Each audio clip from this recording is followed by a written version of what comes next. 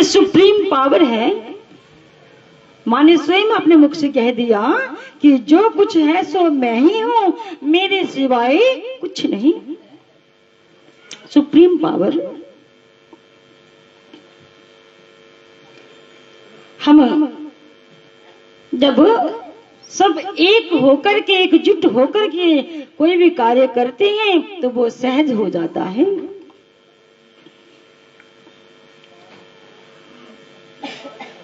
अब हमें जरूरत केवल संगठन की है। अगर हमारा संगठन मजबूत हो तो ऐसा कोई कार्य नहीं जो हम नहीं कर सकते। पर हम अगर अकेले करना चाहें तो जितना भी जतन लगा लें, अकेले अकेले कर नहीं पाएंगे। पर जब सब एक हो जाते हैं, एकजुट हो जाते हैं, तो वही कार्य संभव हो जाता है, छोटा हो जाता है।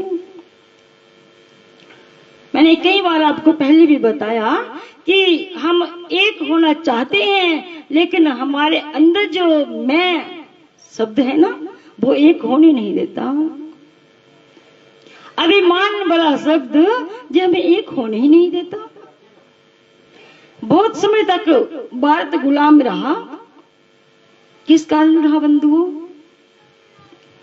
क्योंकि हमारे बीच एकता नहीं, हमारा संगठन मजबूत नहीं, इसलिए बहुत समय तक हमारा देश जो गुलाम रहा। और अंग्रेज जाते जाते हमें एक फल देते गए। वो जो फल है ना, वो फल खरबूजे की तरह लंबा होता है। खरबूजा मीठा होता है, लेकिन वो फल मीठा नहीं होता।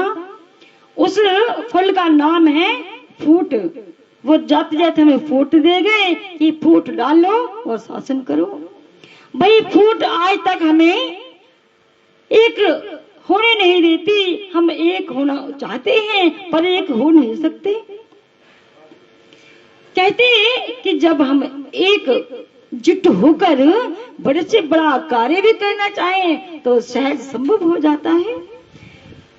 बताया आप आगे कल कथा में सुनोगे कि जब एक एक करके सारे देवता उस महिषासुर का वध करने लगे तो कोई उसे मार नहीं पाया। अकेले अकेले प्रयास किया ना, तो उस असुर को कोई मार नहीं पाया। लेकिन जब सब एकजुट हो गए, सबने अपना अपना तेज निकाला, तो सहज उसका वध हो गया। आज हमें भी उसी चीज की जरूरत है बंधुओं। हमारा संगठन मजबूत होगा ना, तो बाहर वाला कोई भी हम पर हावी हो नहीं पाएगा। पर अगर हमारे अंदर एकता नहीं, हमारा संगठन है नहीं, तो बाहर वाला हमारी कमजोरी जानता है। वो जानता है कि आपस में बनती है नहीं, आपस में ताल है नहीं, तो वो झट आकर आक्रमण कर देता है। इसलिए कहते हैं कि संगठन को मजबूत रखो। जब हमारा संगठन मजबूत होगा ना, तो कोई भी ऐसी वस्तु नहीं जो हम प्राप्त नहीं कर सकते। इसलिए हम सभी को एक वायदा करना है कि जब बात अपने मोहल्ले पर आए, जहाँ बात अपने गांव पर आए, जब अपने शहर पे आए, फिर भारत पे क्यों ना, जहाँ भी बात आए डट खड़े हो जाएं कि जो होगा देखा जाएगा। पर अब डट करके खड़े होने का समय आ गया। जब हमारे अंदर जो चीज आएगी ना, तो फिर देखना कोई बाहर वाला हमारा बाल बांका कर नहीं पाएगा। क्यों? क्योंकि वो जानता है कि जहाँ मेरी दाल गलने वाली नहीं, जहाँ सभी एकजुट हैं। एक आवाज लगाने पर जब सभी इकट्ठा हो जाएं, तो उसे संगठन कहते हैं बंधुओं। वही मजबूत करना है। आज समय ऐसा है कि एक घर में अगर कुछ गलत हो रहा है ना, तो सामने वाला कहता है अरे होने दो, हमारे घर थोड़ा हो रहा है। तो पता नहीं कब हमारे घर भी हो जाए, इस बात का कोई पता नहीं। पर आज हमारे हृदय से प्रेम चला गया बंधुओं। प्रेम बहुत जरूरी है। पहले भले लोग निर्धन थे, गरीब थे, पर प्रेम बहुत था। आज हम धनवान बहुत हैं, पर हमारे मन में प्रेम नहीं रहा।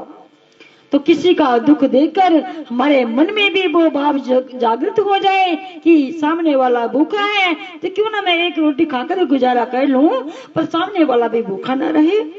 ऐसा भाव हमारे जीवन में जब आएगा तो तब हम भारतीय, तब हम सनातनी कहलाएंगे बंधुओं। सनातन क्या है? धर्म किसे कहते हैं? यही तो धर्म है। किसी के दुख को देखकर खुद दुखी हो जाना, इसी को धर्म कहते हैं।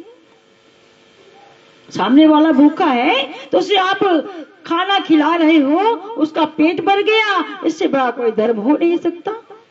भूखे व्यक्ति की पात्रता क्या है बंधुओं? भूखे व्यक्ति की पात्रता केवल भोजन है। उसे भोजन मिल गया तो उसकी पात्रता समाप्त हो गई। इसलिए हमारे जीवन में संगठन बहुत जरूरी है, हमारे जीवन में प्रेम बहुत जरूरी है बंधुओं। प्रेम से ज्यादा महत्वपूर्ण कोई चीज नहीं। जहाँ प्रेम है, आपने कई बार सुना होगा ना कि जहाँ प्रेम है वहाँ सुमति है, जहाँ प्रेम नहीं वहाँ कुमति है। जब जीवन में कुमति आती है तो फिर क्या होता है? फिर नाश हो जाता है। पर जब सुमति आ जाए तो फिर प्रेम ही प्रेम होता है, फिर कोई चीज की कमी नहीं रहती। तो हमारे जीवन में प्रेम होना बहुत जरूरी है। इसलिए हम प्रेम को सदैव अपने जीवन में बना करके रखें। तो जब सारे देवताओं ने अपना अपना अपने अपने शक्ति को निकाला तो तुरंत उस राक्षस का वध हो गया। सारे संत महात्मा ऋषि माँ के चरणों में नतमस्तक हैं और बार बार माँ से कहते हैं, माँ हम आपके चरणों में नतमस्तक हैं। माँ हमारे जीवन में जब जब दुख आता है तब आप हमारे दुख का निवारण करती हो। माँ ने स्वयं देवताओं से कहा था, देवताओं जब जब जीवन में कष्ट आएगा तब तब मैं आपके कष्ट का निवारण करूंगी। कल कोई माता मुझे पूछ रहे थे कि बुरा मत मानना, कह रहे थे कि क्या आपने माता जी को देखा है? मैंने कहा हाँ देखा है। देखा है तभी तो रोज आपको उनके स्वरूप का वर्णन बताती हूँ कि माँ कैसी है, माँ करती क्या है, माँ का कार्य क्या है, रोज बताती हूँ। शब्दों द्वारा आकृति बना करके तैयार करके देती हूँ। आप उसे खाना जा पाना चाहो तो पा सकोगे, नहीं चाहोगे तो नहीं भी पाओगे, ये तो आपकी मर्जी। मैं रोज आपके लिए नया थाल सजा के लेके आती हूँ, रोज परोसती हूँ। अगर आप उसे देखकर भी अनजान बन जाएं तो फिर तो मैं नहीं कह पाऊंगी।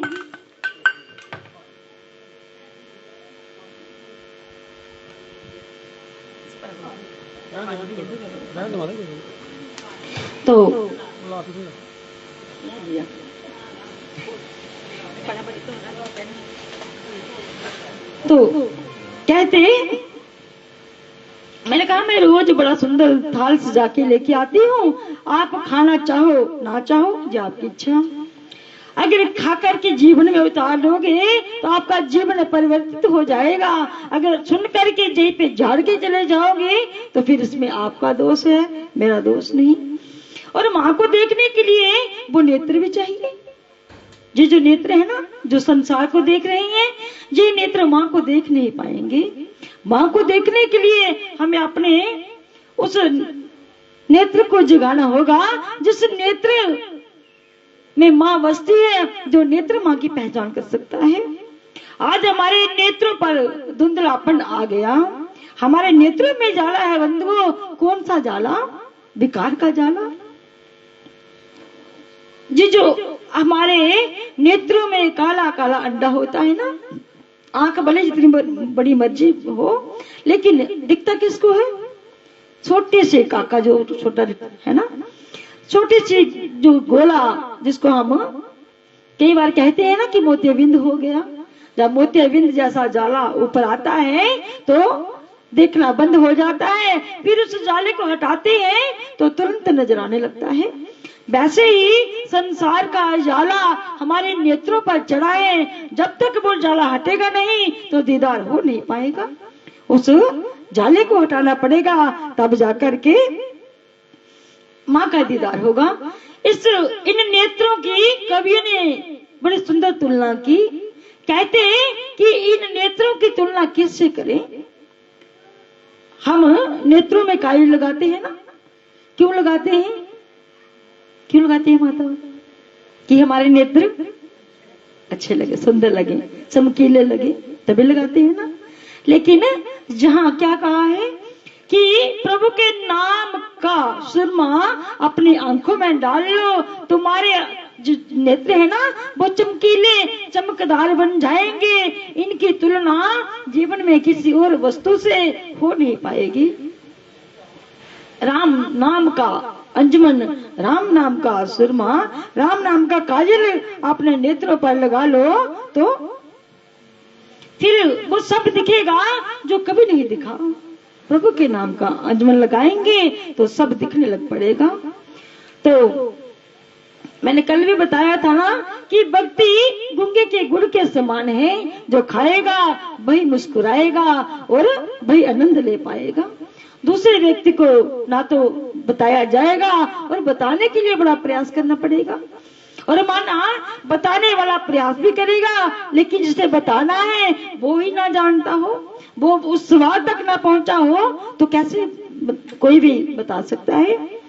मान लीजिए आपको मैं बोलूं कि मिश्री में बड़ा स्वाद है और आपने जीवन में कभी खाई नहीं, तो आपको क्या पता कि कितनी मिठास है। आप उसे लोगे, मुख में रखोगे, फिर स्वाद आएगा ना कि वाकई में ये कितनी स्वाद है, कितनी मीठी है। तो अगर आपको बताया जाए कि फूल में सुगंध होती है पर आपका नाक बंद हो तो क्या सुगंध आएगी।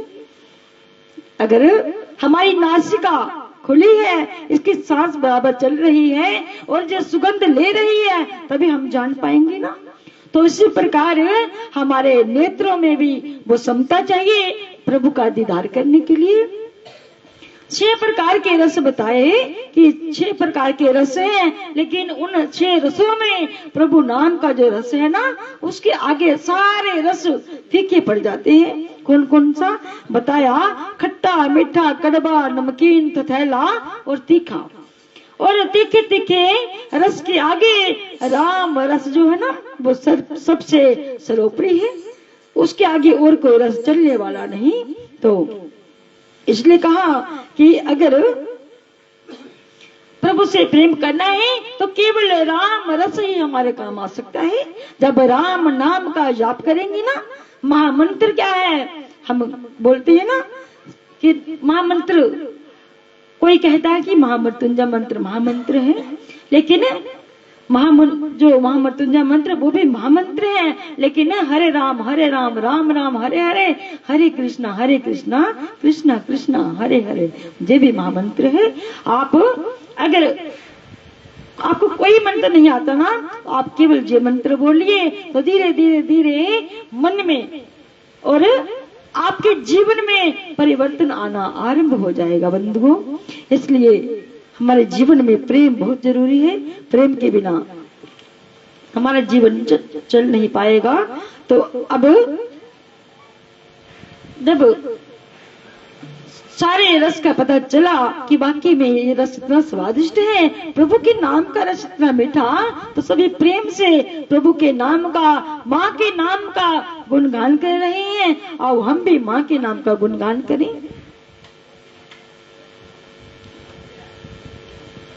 हेलो बोलो सच्चे दरबार की जय। ओ मेरी दुखा भरी ये कहानी नीड़े होके सुनो मैया जी। मेरी दुखा पर ये कहानी नीड़े होके सुनो मैया जी। मेरी दुखा भरी ये कहानी नीड़े होके सुनो मैया जी।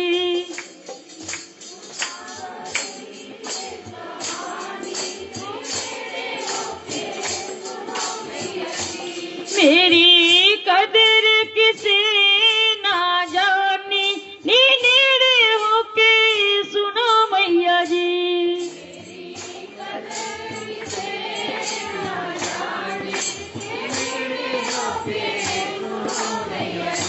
ये भजन मैंने स्वयं बनाया है, पता नहीं आपको अच्छा लगेगा कि नहीं, लेकिन कुछ समय जीवन में ऐसा आता है जब मन दुखी होता है ना तो फिर कुछ बढ़िया बन जाता है। तो तब मैंने ये बनाया था। कभी कभी मन बनता है कि गा लूं, तो आप भी भाव से सुनना और जरूर मेरे साथ गुनगुनाना और देखना कि इसमें कमी कहाँ कहाँ है, जरूर बताना। मैं सारी उम्र तेरी पूजा की थी, दुख विच मेरी जिंदगी बीती, दुख विच मेरी जिंदगी बीती, दुख विच मेरी जिंदगी बीती। मैं सारी उम्र तेरी पूजा की थी, दुख विच मेरी जिंदगी बीती, दुख विच मेरी जिंदगी बीती, दुख विच मेरी जिंदगी बीती। अब मेरी रुल गई है जिंदगानी नी, नेड़े होके सुनो मैया जी मेरी, दुखां भरी ये कहानी नी, नेड़े होके सुनो मैया जी मेरी। मेरी दुखा भरी ये कहानी नी, नेड़े होके सुनो मैया जी। ओ मेरी दुखां भरी ये कहानी नी, नेड़े होके सुनो मैया जी। मेरा जीवन सूली ते टंगिया, मैं तेरे कोल कुछ नहीं मंगिया, मैं तेरे कोल कुछ नहीं मंगिया, मैं तेरे कोल कुछ नहीं मंगिया। मेरा जीवन सूली ते टंगिया, मैं तेरे कोल कुछ नहीं मंगिया, मैं तेरे कोल कुछ नहीं मंगिया, मैं तेरे कोल कुछ नहीं मंगिया। मेरी उम्र है जीने आनी नी, नेड़े होके सुनो मैया जी मेरी दुखां भरी ये कहानी नी, नेड़े होके सुनो मैया जी। मेरी दुखा भरी ये कहानी नी, नेड़े होके सुनो मैया जी। ओ मेरी दुखां भरी ये कहानी नी, नेड़े होके सुनो मैया जी। मैया जी तैनू तरस न आया, मेरा दुख ना कदे बंडाया, मेरा दुख ना कदे बंडाया, मेरा दुख ना कदे बंडाया। मैया जी तैनू तरस न आया, मेरा दुख ना कदे बंडाया, मेरा दुख ना कदे बंडाया, मेरा दुख ना कदे बंडाया। मैं तां दर दर खाक हसानी नी, नेड़े होके सुनो मैया जी मेरी दुखां भरी ये कहानी नी, नेड़े होके सुनो मैया जी। मेरी दुखा भरी ये कहानी नी, नेड़े होके सुनो मैया जी। ओ मेरी दुखां भरी ये कहानी नी, नेड़े होके सुनो मैया जी। कदे तो बच्ची ते कर्म कमा दे, नैना दी मां प्यास बुझा दे, नैना दी मां प्यास बुझा दे, नैना दी मां प्यास बुझा दे। कदे तो बच्ची ते कर्म कमा दे, नैना दी मां प्यास बुझा दे, नैना दी मां प्यास बुझा दे, नैना दी मां प्यास बुझा दे। मां कर मेरे ते मेहरबानी नी, नेड़े होके सुनो मैया जी। मेरी दुखां भरी ये कहानी नी, नेड़े होके सुनो मैया जी। मेरी कदर किसे ना जानी, नी नेड़े होके सुनो मैया जी। ओ मेरी कदर किसे ने ना जानी नी, नेड़े होके सुनो मैया जी। नी नेड़े होके सुनो मैया जी। नी नेड़े होके सुनो मैया जी। नी नेड़े होके सुनो मैया जी। नी नेड़े होके सुनो मैया जी। नी नेड़े होके सुनो मैया जी। जय जय जय जय जोता वाली माँ, जय जय मेहरा वाली माँ। मेरे जीवन की सच्ची घटना है बंधुओं। मेरा मन जब मैं कहीं कथा में जाती थी तो कथा सुनती थी ना, सच्ची बात है जीवन की, आज आपके सामने बता रही हूँ। कभी बताई नहीं, पर पता नहीं क्यों आज मन बन गया। तो जब कथा में मैं जाती थी तो कथा में बैठ करके जब कथा श्रवण करती थी तो मैं वहां बैठ करके रोया करती थी, माँ मैं इतनी अभागी हूँ, मेरा भी मन करता है कि आपका गुणगान करूं, तो क्या माँ मैं इस लायक नहीं कर पाऊंगी क्या, कृपा करो माँ। तो सत्य माना माताओं, मैं वहां कथा श्रवण करने जाया करती थी, पर कब मेरी माँ की कृपा हो गई, मेरी माँ ने मुझे वहां से उठाकर जहां बिठा दिया, पता ही नहीं चला। इतनी कृपा हुई मेरी माँ की। तो तब पहली बार मैंने ये भजन बनाया था, जब मेरी माँ की कृपा हुई। और सचमुच ऐसा लगा कि मानो माँ कहती है कि चिंता ना कर, वो समय दूर नहीं जब मैं तुझे वहां से उठाकर जहां बिठा दूंगी। तो ये मेरी माँ की कृपा है बंधुओं। यकीन मानना, आप अगर माँ से प्रेम करोगे ना तो पता नहीं कब माँ आपको भी वहां से उठा के जहां बिठा दे। इसका कुछ कहा नहीं जा सकता, केवल भाव होना चाहिए, श्रद्धा होनी चाहिए। जब मन में भाव होना तो सब होता है। लेकिन होता कैसे है? सच्चाई होनी चाहिए, झूठ नहीं। मेरी माँ को पखंड नहीं चाहिए, मेरी माँ को दिखावा नहीं चाहिए। वो तो केवल हमारा प्रेम चाहती है, हमारा भाव चाहती है। उसे हमारा धन नहीं चाहिए, हमारी प्रॉपर्टी कितनी है उसे नहीं चाहिए बंधुओं। उसे केवल आपका भाव चाहिए। आपका भाव कैसा है? क्या हम माँ को धन दे सकते हैं?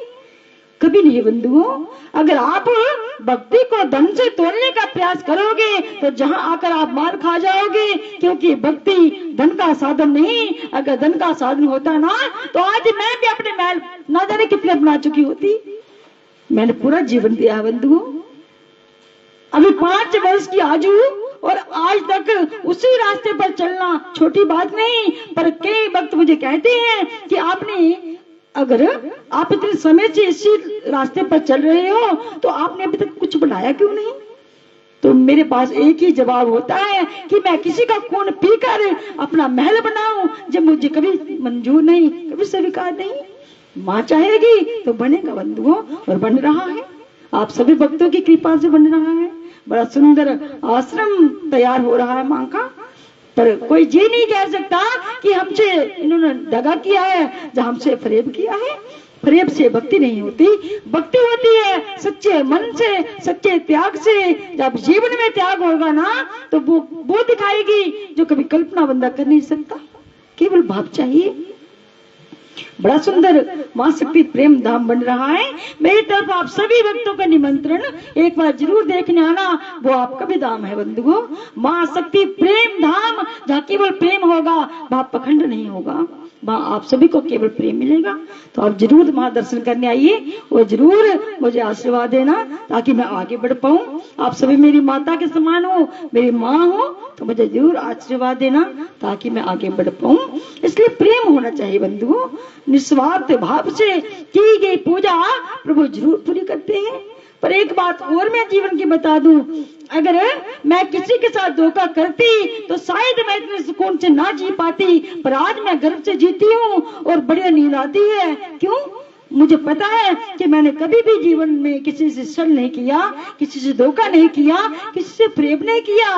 अगर मेरे वहां कोई लाचार, कोई दुखी, कोई जरूरतमंद आया है ना, तो मैंने उसकी मजबूरी का फायदा नहीं लिया। अगर हो सका तो मैंने स्वयं से देकर उसे प्रेम पूर्वक विदा किया होगा। इसे भक्ति कहते हैं। मैं जहां अपने कोई आपके सामने मैं ये नहीं कहना चाहती बड़े महान हूं मैं, ऐसा नहीं बंधुओं। पर भक्ति क्या है हमें ये पता होना चाहिए। भक्ति में पखंड नहीं चलता। हम झूठ फरेब पखंड करेंगे ना तो 4 दिन भक्ति चलेगी, लेकिन 5वें दिन सब जान जाएंगे कि हम बड़े पखंडी हैं। इसलिए भक्ति जिसका भाव से होनी चाहिए, तब जीवन में आनंद आता है। तब भक्ति करने वाला व्यक्ति भी सोचता है कि अगर मैं जीवन में मुझे जन्म मिला है तो मरूं तो शान से मरूं, जब मैं मरूं तो कहने देखने वाले कहें वाह क्या जीवन था, और मरने पे सभी रोते रोते जाएंगे तो फिर पता चलेगा कि पैसा कमाया है या दुनिया कमाई है। इस भक्ति कहते हैं। धन क्या करेंगे लेके बंधुओं? अगर आज मेरी उम्र बहुत ज्यादा हो गई है, 5 साल को लेकर चलो तो 30-35 साल तक चलो, तो अगर चाहती तो वहां बड़े बड़े दाता लोग आते हैं, मैं कुछ भी कर सकती थी, पर मैंने कभी कल्पना नहीं की कि मैं किसी के साथ धोखा करूंगी। तो आज मेरी माँ ने मुझे बड़ा संतुष्ट किया है बंधुओं।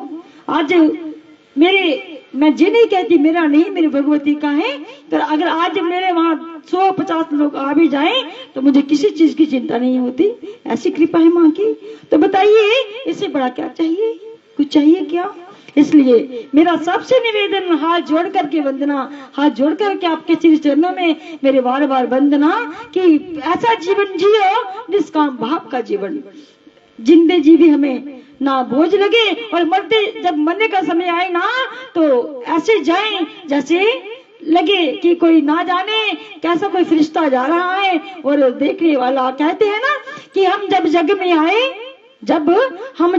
आए और जग हंसा हम रोए, ऐसी करनी कर चलो हम हंसे जग रोए। ऐसी कृपा होनी चाहिए, ऐसी भक्ति होनी चाहिए बंधुओं। तो भक्ति के बड़े प्रकार हैं, पर हम सरल प्रकार बता रहे हैं कि कैसे जीवन जीना चाहिए। तो कल कुछ लोगों ने शंका जाहिर की, मेरी माताएं पूछ रही थी कि क्या गुरु मंत्र जरूरी है? तो हाँ माताओं, शायद वो माँ बैठी होंगी यहीं कहीं, तो कल पूछ रहे थे कि गुरु मंत्र जरूरी है। तो मैं आज क्लियर कर दूं कि गुरु मंत्र बहुत जरूरी है माताओं। गुरु मंत्र हमारे जीवन में इतना ही जरूरी है जितना जरूरी खाना खाना, जितना जरूरी सांस लेना, वैसा ही हमारे जीवन में गुरु का रोल है, गुरु की वैसी ही जगह है। क्योंकि गुरु के बिना तो हमारा जीवन चल ही नहीं सकता। आप कहीं जाना चाहते हो तो आपके पास टिकट तो है, पर पता ही नहीं कि वो ठिकाना कहाँ है, तो भटकते रहोगे ना। गुरुदेव वो टिकट का काम करते हैं और वो सही पता बताते हैं कि आपकी मंजिल कहाँ है, आपको जाना कहाँ है। तो माताओं, गुरु मंत्र बहुत जरूरी है। आप सभी भी ध्यान पूर्वक सुने। जो अभी तक ऐसे ही बैठे हैं तो वो देरी ना करें, तुरंत गुरुदेव को अपनाएं और गुरुदेव के चरणों में अपना बाकी का जीवन बिताएं। उनके नाम का संकीर्तन करें, उनके नाम का ध्यान करें। अरे माताओं, जहाँ तो प्रभु को भी गुरु मंत्र की जरूरत पड़ी, मेरी माँ जगदम्बा को भी मैं आपको बताऊंगी। जब 8वें दिन की कथा होगी ना, तो 7वें दिन की कथा में एक थोड़ी कथा आएगी, लेकिन 8वें दिन की कथा में विस्तार से सुनाऊंगी कि कैसे नारद जी माँ को कहते हैं, माँ आप जानती हो ना आपका जन्म क्यों हुआ है? तो तब नारद जी ने जब माँ से कहा तो कहा आप बोले बाबा को जगाने के लिए आई हो, तब करो। तो माँ ने कहा कि मुझे किस मंत्र का जाप करना चाहिए। तब नारद जी ने माँ को दीक्षा दी थी, जानती हो। तो अगर माँ को दीक्षा लेनी पड़ रही है तो क्या हम किस खेत की मूलियां हैं बंधुओं? हमें भी दीक्षा चाहिए ना। तो इसलिए हमें दीक्षा जरूरी है, गुरु मंत्र लेना बहुत जरूरी है माताओं। एक बार नारद जी भगवान विष्णु जी के पास गए। तो जब विष्णु जी के पास गए तो विष्णु जी ने बड़ा सुंदर उन्हें आसन दिया, बड़े प्रेम से बिठाया और बातचीत चलने लगी। जब बात हुई तो नारद जी वहां से उठ करके चले गए। दीक्षा मंत्र की बात बता रही हूँ, ध्यान से सुनना। जब नारद जी वहां से गए तो अभी थोड़ी ही दूर पहुंचे थे, ध्यान आया कि जो बात मैं प्रभु से कहने आया था वो तो मैंने कही नहीं। फिर वापस मुड़कर आ गए। जब वापस मुड़ करके आए तो नारद जी क्या देखते हैं कि जिस स्थान पर नारद जी का बहुत सुंदर आसन लगा था ना, उस आसन को उठाकर वहां बहुत गहरा खड्डा खोदा हुआ था। जब नारद जी वापस आए तो नारद जी देखते हैं कि जहां तो मेरा आसन था और जहां खड्डा। नारद जी प्रभु से कहते, प्रभु अभी थोड़ी देर पहले मैं जहां से उठ करके गया तो जहां मेरा इतना सुंदर आसन था, और अब थोड़ी ही देर में आपने जहां खड्डा क्यों खोद दिया? प्रभु कहने लगे, नारद मैं नहीं बता सकता। नारद कहते, नहीं प्रभु मुझे बताइए क्यों मुझे खड्डा खोदा है? तो तब नारद जी जब बार बार पूछने लगे तो अब प्रभु कहते, नारद मैं नहीं बता सकता, अगर तुम जानना चाहते हो तो लक्ष्मी को पूछ लो। लक्ष्मी जी को बुलाया तो लक्ष्मी जी जब आई तो नारद जी कहते, माँ मुझे बताओ, मेरा इतना सुंदर जहाँ आसन था और जहाँ आपने खड्डा क्यों खोदा? लक्ष्मी मैया ने बताया कि नारद जी आपने अभी तक गुरु मंत्र नहीं लिया ना। निगुरा जिस स्थान पर बैठता है वो स्थान भी अपवित्र हो जाता है। तो आप जहाँ बैठे, आपके बैठने से ये स्थान अपवित्र हो गया, तो इसलिए मैंने जहाँ की मिट्टी खुदवाई करवा के अब जहाँ खड्डा खोद दिया, जहाँ आप बैठे वो स्थान अपवित्र हो गया। नारद जी ने जब इतना सुना तो नारद जी कहते, प्रभु मुझे अभी मंत्र चाहिए, मुझे दीक्षा मंत्र दो। तो जानते हो नारद जी को कौन सा मंत्र मिला? सभी जानते हो आप, कौन सा? क्या बोलते हैं नारद जी? नारायण नारायण बोलते हैं ना। तो तब प्रभु ने कहा, नारद जी आपका कार्य है सिर्फ नारायण नारायण का जाप करना। तो अब नारद जी कहते, जो जीवन बीता सो बीता, पर अब एक पल भी व्यर्थ नहीं जाएगा। अब हर पल हर क्षण नारद जी नारायण नारायण का जाप कर रही हैं। तो ऐसी भक्ति होनी चाहिए। अगर नारद जी को गुरु मंत्र लेना पड़ रहा है तो हमें भी गुरु मंत्र लेना ही पड़ेगा बंधुओं। इसलिए हमारे जीवन में गुरु मंत्र बड़ा जरूरी है। जब हमारे जीवन में ऐसा भाव आ जाएगा ना तो फिर जीवन आनंदमय हो जाएगा।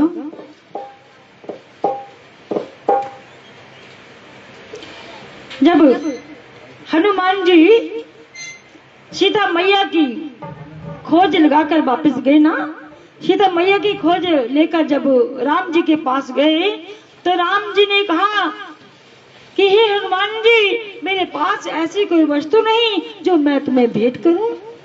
तो तब हनुमान जी राम जी से कहते हैं, प्रभु मेरा स्थान आपके चरणों में है, मेरे हृदय में आप हो और मुझे केवल आपके चरणों में स्थान चाहिए, मुझे कुछ नहीं चाहिए प्रभु। और माँ जानकी जो कैद में रहकर भी जब हनुमान जी वहां गए ना तो जब वापस आने लगे तो माँ ने वरदान दिया कि हनुमान जी आप अमर हो जाओ, आपके जीवन में अमरता बनी रहे। तो तब हनुमान जी कहते कि मेरी माँ ने कैद रहकर भी इतना कुछ दे दिया, कहा अमर गुणी निधि सुत से हो, कहते बहुत कुछ दे दिया मेरी माँ ने। लेकिन हनुमान जी से राम जी कहते हैं कि हे हनुमान मैं तुम्हें कुछ नहीं दे सकता। तो प्रभु से राम जी कहते, हनुमान जी कहते, प्रभु मुझे केवल अपने चरणों का दास बना लीजिए, मुझे केवल आपके चरणों का दास बन के रहना है, मुझे जीवन में कुछ नहीं चाहिए। हमारे जीवन में हमारे 7 चिरंजीवी है बंधुओं जो आज भी जिंदा हैं। 7 चिरंजीवी कौन कौन से? पहले अश्वत्थामा, फिर राजा बलि, वेद व्यास जी, हनुमान जी, विभीषण जी, कृपाचार्य जी और परशुराम। ये 7 चिरंजीवी हैं जिन्हें अगर आप और कुछ नहीं कर सकते ना तो इन 7 चिरंजीवियों का रोज जाप किया करो तो गर्भ का कष्ट जितना भी होगा ना वो सब क्षण भर में दूर हो जाएगा। तो हनुमान जी बड़े चतुर हैं, बड़े बलवान हैं और कहते हैं मुझे सब मिल गया, मेरी माँ ने मुझे बहुत कुछ दे दिया। हमारे मन का जो आईना है ना, मन का आईना प्रभु के चरणों की रज से ही साफ हो सकता है। आप जानते हो पहले जमाने में जब हम बर्तन साफ करते थे तो धातु के बर्तन हुआ करते थे और राख से उसे साफ करते थे तो एकदम चमक जाते थे। आजकल तो वो सब समाप्त हो गया। कहा कि गुरु के चरणों की रज से अपने मन के मुकुर को सुधार लो। मन का मुकुर तब सुधरेगा जब गुरु चरणों की राख मिलेगी, गुरु के चरणों का पराग मिल जाएगा तो जीवन धन्यमय हो जाएगा।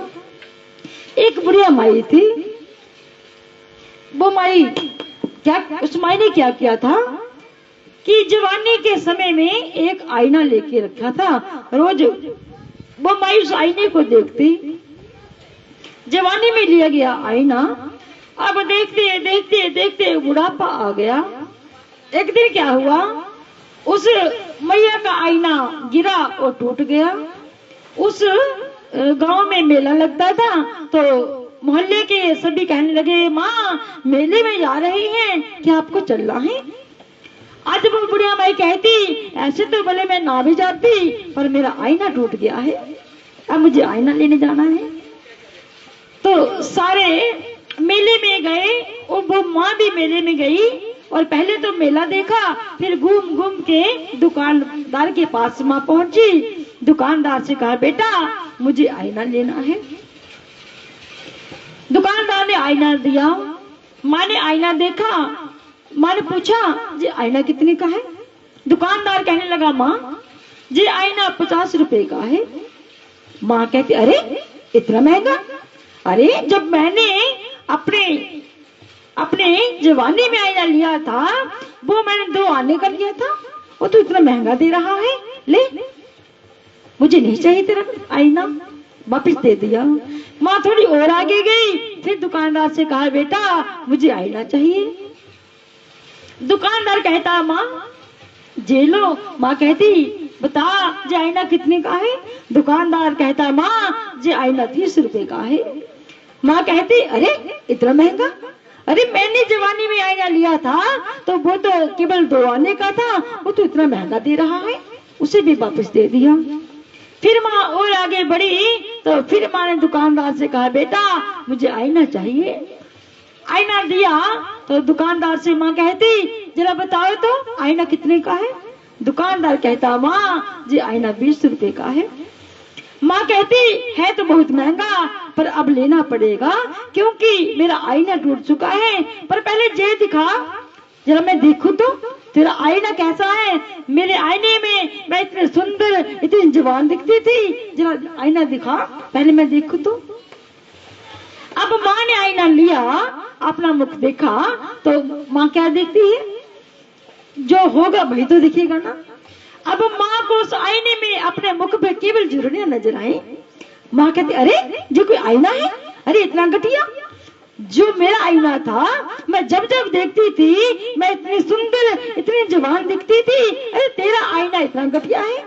दुकानदार कहता, माँ अब 20 रुपए का तो क्या, अब 20,000 वाला भी लेके देखोगी ना तो ऐसा ही नजर आएगा, क्योंकि आईना कभी झूठ नहीं बोलता, जो सत्य है ना वो भी बताता है, और हम क्या है हम कैसे हैं जो हमें सब बता देता है।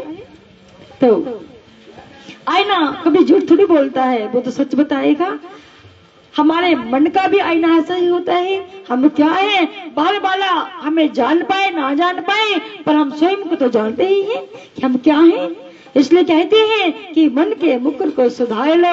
मन का आईना साफ होगा ना तो फिर सब साफ नजर आएगा, लेकिन मन का आईना गंदा हो गया तो फिर कुछ साफ आने वाला नहीं, कुछ साफ नजर नहीं आएगा। कहते हैं कि अपने मन के द्वार को संभाल करके रखो, नगर में चोर आते हैं। कौन से चोर आते हैं? यही काम क्रोध लोभ मोह अहंकार वाले चोर। कहते हैं इनसे बचना बहुत जरूरी है। व्यक्ति हर जगह बच पाएगा, लेकिन इनसे बचना बहुत मुश्किल है बंधुओं। तो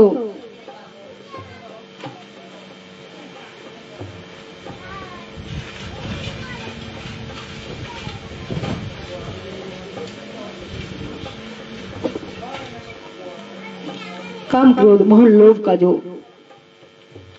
हमारे जीवन पर जो मैल जो मट्टी पड़ी है ना, उसे सुधारना पड़ेगा,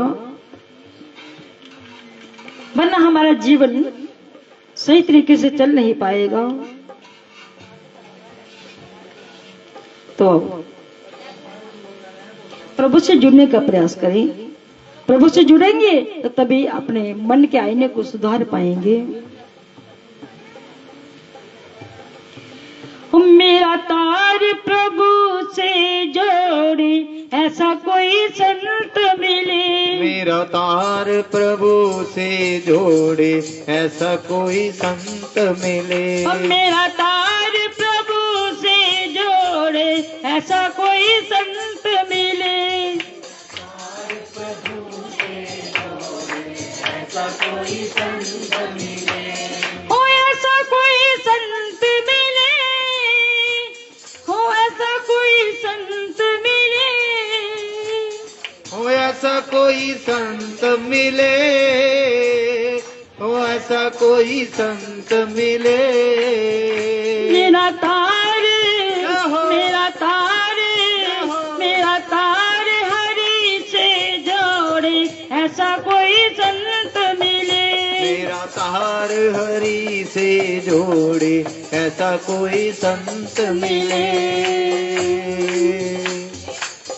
मन मोह माया में जाता है।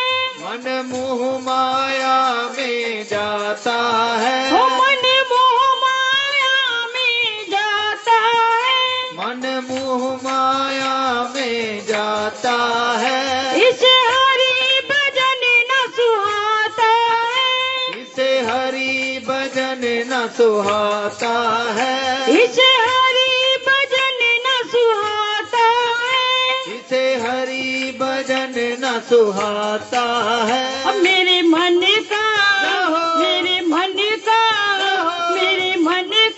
रास्ता मोड़े ऐसा कोई संत मिले। कोई तार प्रभु से जोड़े ऐसा कोई संत मिले। मेरा तार हरि से जोड़े ऐसा कोई संत मिले। मेरा तार हरि से जोड़े ऐसा कोई संत मिले। मैं मूड बड़ा ज्ञानी हूँ। मैं मूड बड़ा ज्ञानी हूँ। मैं मूड बड़ा ज्ञानी हूँ। मैं मूड बड़ा ज्ञानी हूँ। पापी बड़ा नादानी हूँ। पापी बड़ा नादानी हूँ। पापी बड़ा नादानी हूँ। पापी बड़ा नादानी हूँ। मुझे मारे ज्ञान के कोड़े ऐसा कोई संत मिले। मेरी तार प्रभु से जोड़े ऐसा कोई संत मिले। मेरा तार हरि से जोड़े ऐसा कोई संत मिले। मेरे तार हरि से जोड़े ऐसा कोई संत मिले। इस जग में नहीं कोई मेरा है। इस जग में नहीं कोई मेरा है। इस जग में नहीं कोई मेरा है। इस जग में नहीं कोई मेरा है। बस एक आसरा तेरा है। बस एक आसरा तेरा है। बस एक आसरा तेरा है। बस एक आसरा तेरा है। मेरी बाँ पकड़ना छोड़े ऐसा कोई संत मिले।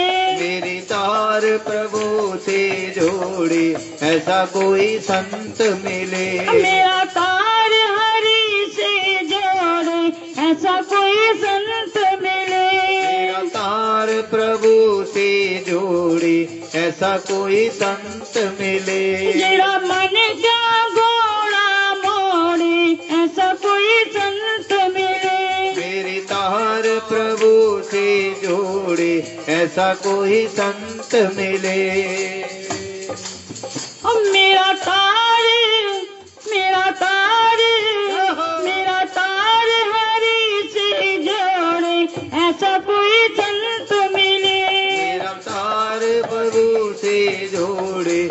ऐसा कोई संत मिले। मेरे मन का रास्ता मोड़े ऐसा कोई संत मिले। मेरे मन का रास्ता मोड़े ऐसा कोई संत मिले। मुझे मार ज्ञान के कोड़े ऐसा कोई संत मिले। मुझे मार ज्ञान के कोड़े ऐसा कोई संत मिले। मेरी बाह पकड़ ना छोड़े ऐसा कोई संत मिले। मेरी बाह पकड़ ना छोड़े ऐसा कोई संत मिले। हो ऐसा कोई संत मिले। हो ऐसा कोई संत मिले। हो ऐसा कोई गुरु मिले। हो ऐसा कोई गुरु मिले। हो ऐसा कोई संत मिले। हो ऐसा कोई संत मिले। हो ऐसा कोई संत